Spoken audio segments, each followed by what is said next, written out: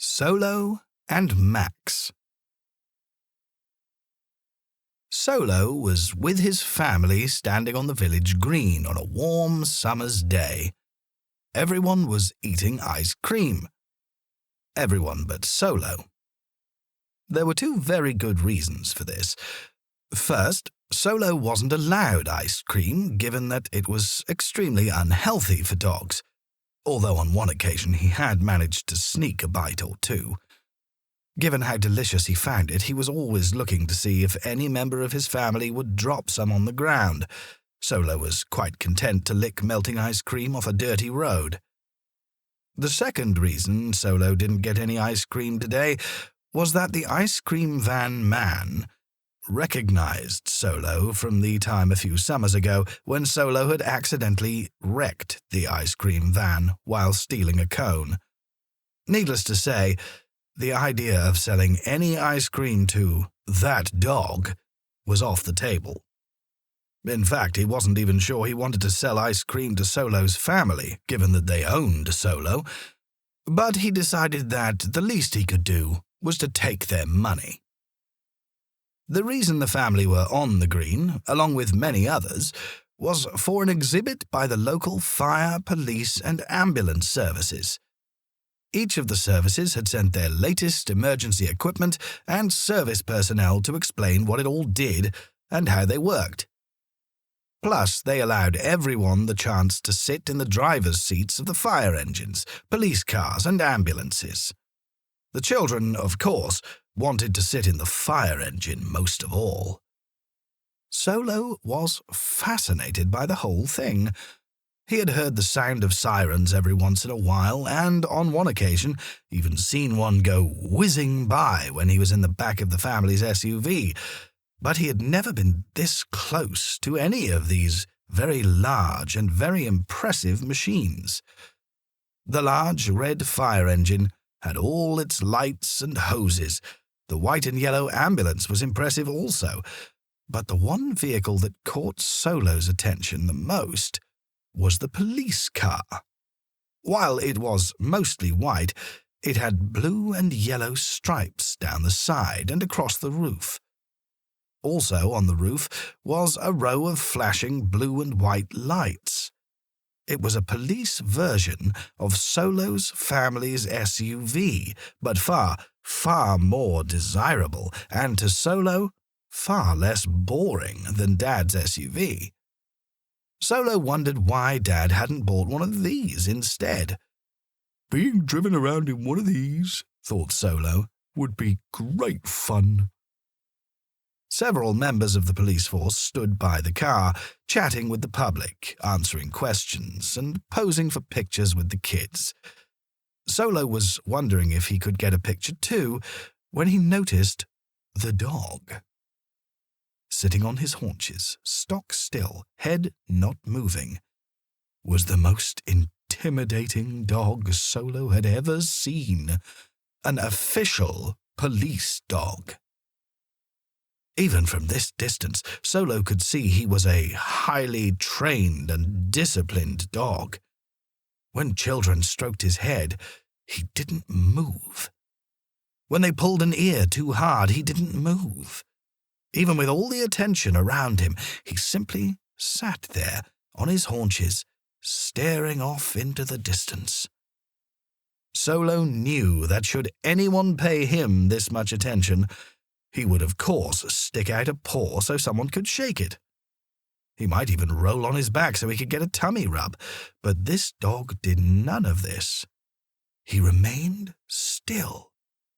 He remained calm. He simply didn't move. He didn't even smile.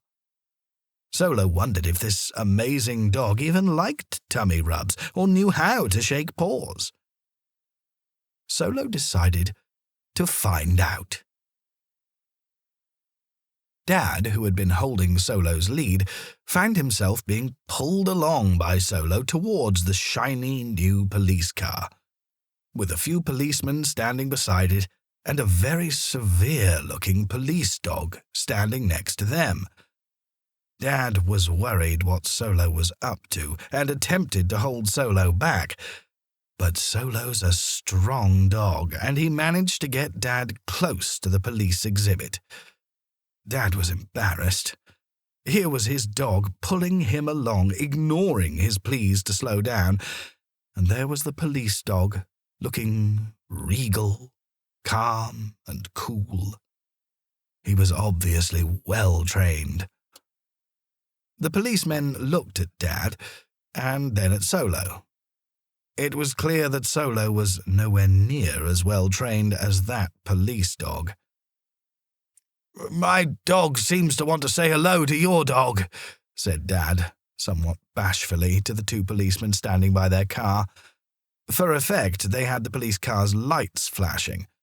One of the policemen nodded to Dad to bring Solo over to their dog. "What's his name?" Dad asked.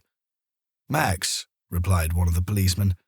"Hello, Max," Dad said as he stuck out his hand, hoping Max would put out a paw for Dad to shake. Max didn't move. Instead, he continued to stare straight ahead as if Dad wasn't even there. Dad tried again, but Max continued to ignore Dad. Getting impatient, Solo decided he too wanted to meet Max.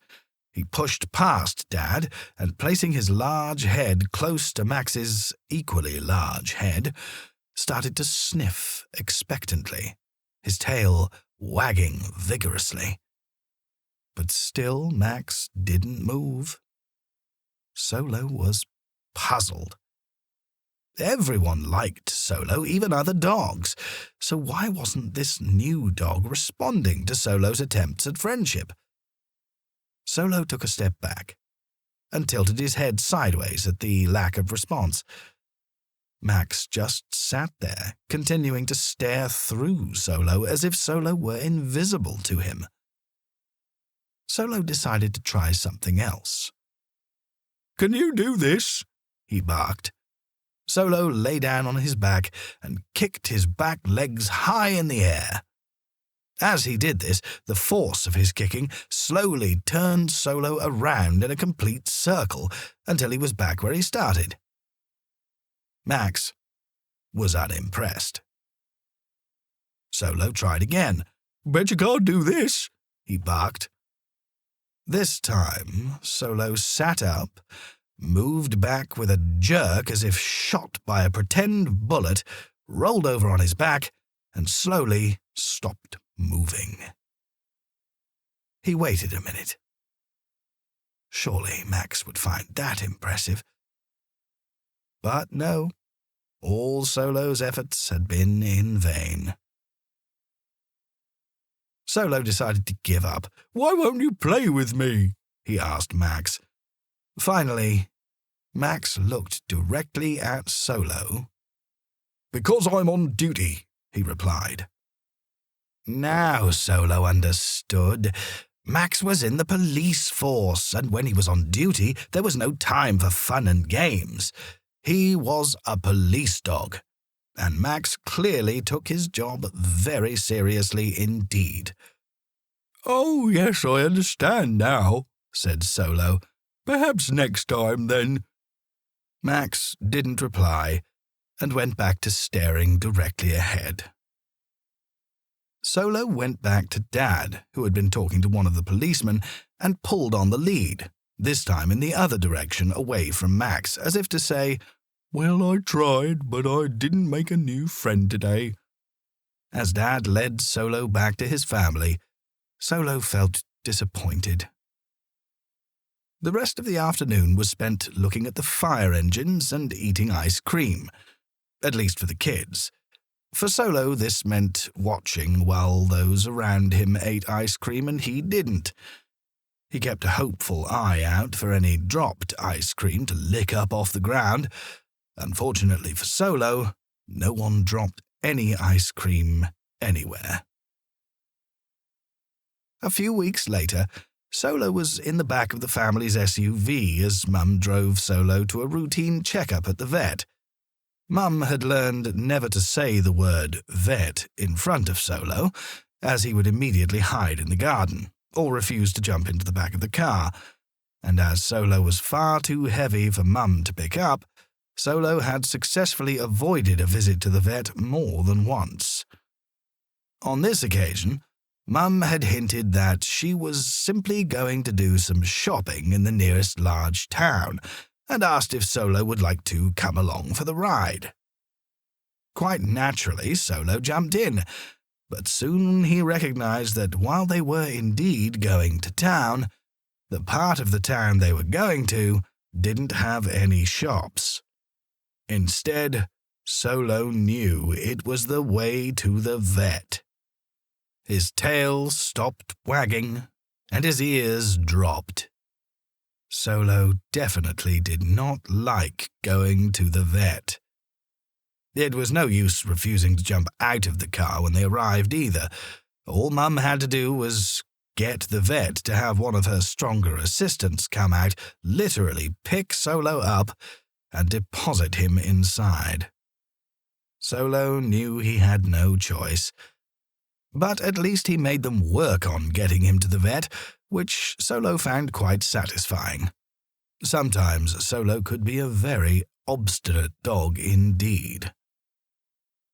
After the visit, Solo, all too eager to go home, would normally have run outside and jumped through the rear door of the SUV the minute Mum opened it. Only once inside the car, on his way to a well-deserved nap, did he usually feel free of the vet. Not today, though. Mum had a few more errands in town before she could get Solo home, so she and Solo walked towards the area of town that had some small shops. Even though Solo was keen to get home so he could take his nap, he still enjoyed wandering through the streets of the town. Often passers-by would make a fuss of him, or he could simply enjoy people-watching. As they neared the street where Mum was going to do some shopping, Solo paused for a moment. What was that strange smell, he thought. Come on, Solo, called out Mum as Solo stopped dead, pulling Mum to a stop too. Solo paused again, then followed Mum. A few seconds later, he stopped again. There it was, that strange smell. Solo's nose allowed him to recognize many different types of smell, but this one was different. It was definitely not normal. He stood stock still, attempting to locate the source of this mystery. Come, Solo, let's go, Mum said more impatiently this time. She pulled hard on his lead, but this time he didn't listen to her. He remained rooted to the spot as he attempted to find the source of the strange smell. Suddenly, Solo knew where the smell was coming from. It was literally coming from right where he and Mum were standing, right there in the street. He looked around. Directly beside them was a house, a small house that was part of a long row of houses. He looked down. He could sense the smell was coming from close to where they were, very close indeed. Sure enough, he noticed a small window, directly level with the pavement Solo and Mum were walking on. It was a window to a basement. Solo didn't know it, but each of the houses in this long row had a small basement. That was where the smell was coming from. Solo was sure of it. Solo, come now, said Mum, attempting to get Solo to move. Solo did move, but not in the direction Mum wanted. He moved towards the window, lowering his head directly down to its level. He pulled Mum with him. He sniffed again, this time narrowing his eyes as he concentrated on the source of the smell. Mum came over.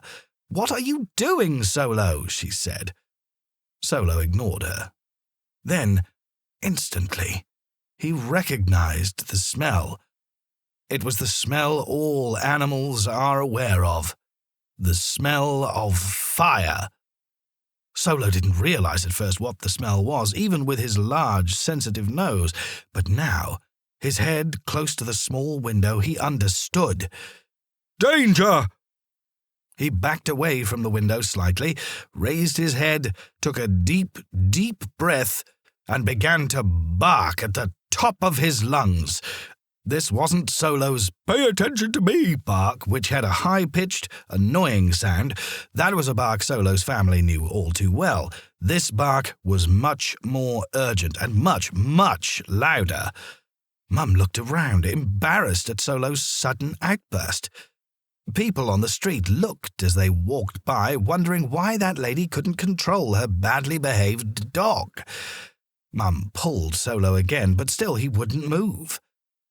Mum bent down closer to Solo and said in his ear, "Solo, what is—" But she paused. Just then, she caught a slight whiff of the unmistakable smell of a fire that seemed to be coming from the basement window right by their feet. She tried to stop Solo barking so she could concentrate, but Solo was on a roll. As far as he was concerned, there was a fire, and the entire planet needed to know about it. Mum now understood. Standing up, she went over to the front door of the house that opened directly onto the street and knocked loudly. No one came. She knocked again. Still no answer, Mum thought. What if I call the fire service, but there was no fire? She tried one more time, banging on the front door. No answer. With Solo still barking loudly, she decided she had no choice. Mum whipped out her phone and called the emergency services. She gave her name and the address where she was standing, but Solo's continued barking made it more difficult as he was so loud. No sooner had she hung up than she noticed small puffs of smoke coming from cracks around the edge of the window. Mum knew she had done the right thing. She went back to the front door and started banging on it frantically. Passers-by started to help too, as they now understood what was happening. Just then the police arrived, screeching to a halt right next to Mum and Solo. By now a crowd had gathered, wondering what they should do. In the distance, Solo could also hear the sound of a fire engine's sirens. He had stopped barking now and was caught up in the excitement. As excited as he was, Solo thought he smelled something else. It was the unmistakable smell of a human. "Someone is in the house after all," thought Solo. A policeman got out of his car and immediately started banging on the front door as more and darker smoke began to pour out of the basement window. Still, no one answered. Not wanting to take any risks that someone was trapped, the policeman kicked the door open and rushed inside. Solo, caught up in the moment, pulled hard on his lead, taking Mum completely by surprise, forcing her to let go of his lead. "Solo!" she cried, but it was too late. Solo rushed past the policeman and up the stairs where he was convinced the human scent was coming from. The scent was coming from behind a closed door. Solo barked at it loudly. The policeman, who was right behind Solo, pushed the door open. There on the bed was an old lady, sound asleep. She was sleeping through the entire fire. The policeman rushed in, gently picked up the somewhat confused old lady off the bed, and carried her downstairs just as the fire engine and more police arrived. Mum, who had been frantically waiting at the bottom of the stairs, sighed with relief when Solo followed the policeman. Solo, who was still dragging his lead behind him, ran up to Mum, as pleased as could be about what he had done. Mum started to scold Solo, even though she was extremely happy to see him safe and sound. "What were you thinking, Solo? What were you doing?" she yelled as she wagged her fingers at him. Solo's tail went down. The policeman, who had placed the old lady safely in a waiting ambulance, heard Mum yelling at Solo. He came up to Mum and explained that Solo was the one who had identified the room the old lady was in. "Besides, wasn't it this dog of yours who first realized there was smoke?" the policeman told Mum. Mum stopped. Yes, of course, it was Solo who had first stopped and barked at the basement window. Mum felt guilty. "I'm sorry, Solo," she said as she knelt down beside him. "You did the right thing, and I'm very proud of you."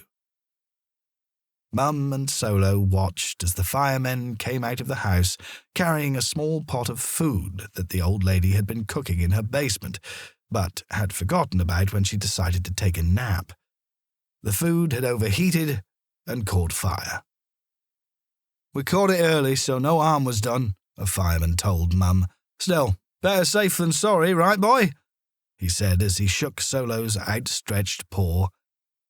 Just then, as Solo said goodbye to the fireman and Mum was about to take Solo home for a well-deserved nap, something Mum also planned to do, who should be standing there directly behind Solo but Max the police dog.